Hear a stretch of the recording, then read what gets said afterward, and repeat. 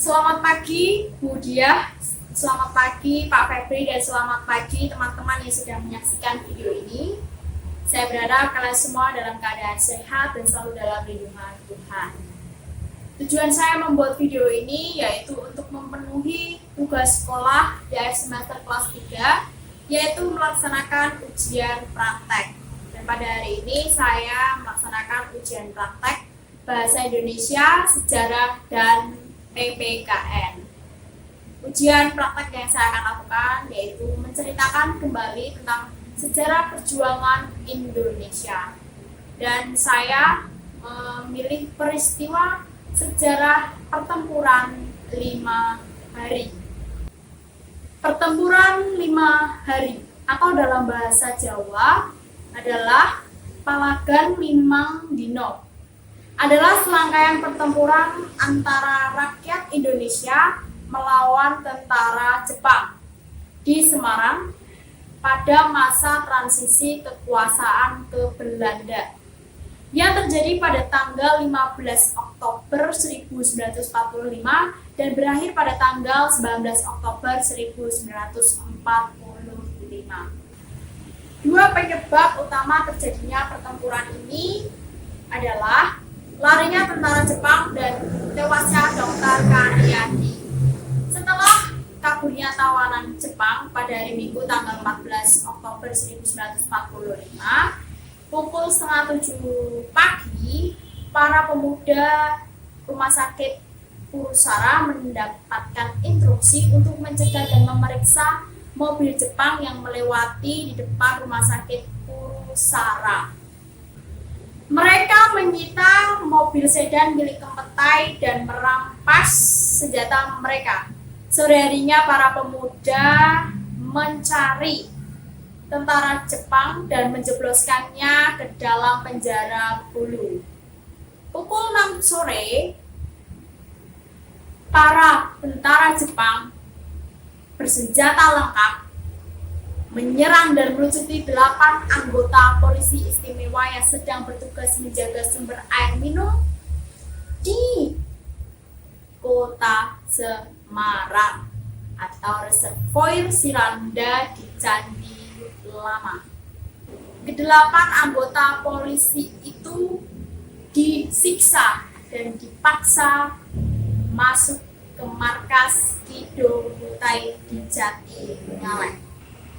Sore harinya tersiar kabar bahwa tentara Jepang telah menyebarkan racun ke dalam reservoir tersebut. Rakyat pun gelisah. Cadangan air di candi di desa Mungkal adalah satu-satunya sumber air minum bagi warga kota Semarang. Sebagai kepala pimpinan Rumah Sakit Purusara atau sekarang yang sering kita dengar yaitu RSUPD Karyadi.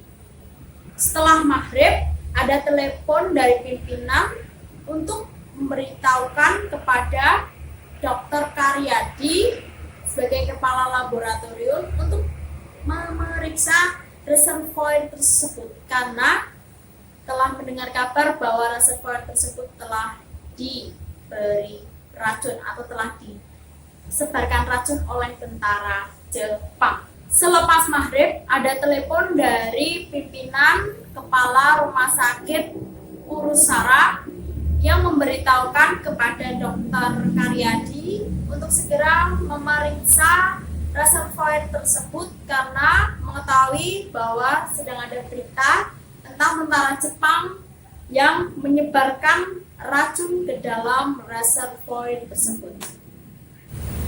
Dr. Karyadi pun segera cepat bergegas untuk pergi ke tempat reservoir tersebut. Suasana sangat berbahaya karena tentara Jepang telah menyerang dan menembak beberapa tempat. Salah satunya adalah tempat menuju ke jalan reservoir tersebut. Istri dari Dr. Karyadi yaitu DRG Suyanakti mencegat suaminya untuk tidak pergi ke sana karena melihat kondisi yang sangat genting dan sangat berbahaya untuk suaminya. Tetapi Dokter Karyadi mencoba dan memiliki pendapat lain untuk segera pergi ke sana karena melihat bahwa akan memakan banyak korban, salah satunya di warga Semarang. Akhirnya Dokter Sunarti tidak bisa berbuat apa-apa untuk mencegat suaminya. Ternyata pada saat di tengah perjalanan, mobil yang ditumpangi Dokter Karyadi beserta para pemuda yang sedang menyetir mobilnya di dalam mobil Dokter Karyadi itu ditembak secara keji oleh tentara Jepang. Beliau sempat dibawa ke rumah sakit sekitar pukul 12 malam. Beliau langsung dibawa ke kamar bedah dan dalam keadaan Dokter Karyadi yang sudah tidak dapat tertolong lagi atau terselamatkan lagi. Dan beliau meninggal pada usia 40 tahun 1 bulan. Pertempuran itu diberhentikan oleh Gubernur Jawa Tengah Wongsonegoro dan pimpinan TKR guna untuk mengenang jasa para pemuda dan para pejuang yang telah berjuang melewati peristiwa tersebut. Maka dibangunlah monumen, yaitu Monumen Tugu Muda yang sekarang berada di Semarang yang sering kita lihat. Dan monumen itu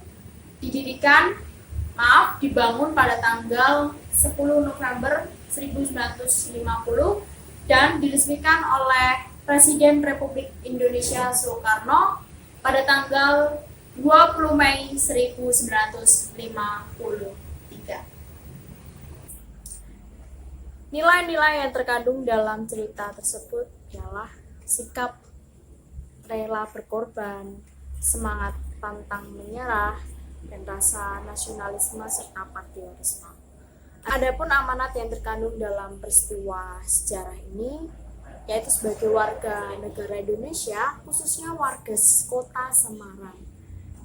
Peristiwa tersebut adalah peristiwa yang sangat dikenang oleh warga kota Semarang. Apalagi terdapat monumen yang sangat bersejarah, yaitu Monumen Tugu Muda yang berada di kota Semarang dan sering kita lihat.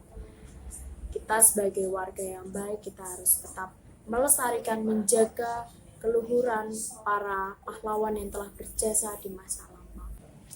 Dan sebagai anak muda yang berbangsa dan mengetahui banyak segala hal peristiwa sejarah, kita sebaiknya tetap meluhurkan, tetap menjaga kelestarian para leluhur, para tokoh utama yang telah berjasa dan berjuang mati-matian untuk perjuangan yang sangat berarti ini.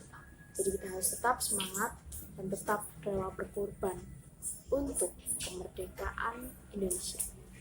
Dan tetap melestarikan serta menjaga Monumen Tugu Muda. Terima kasih.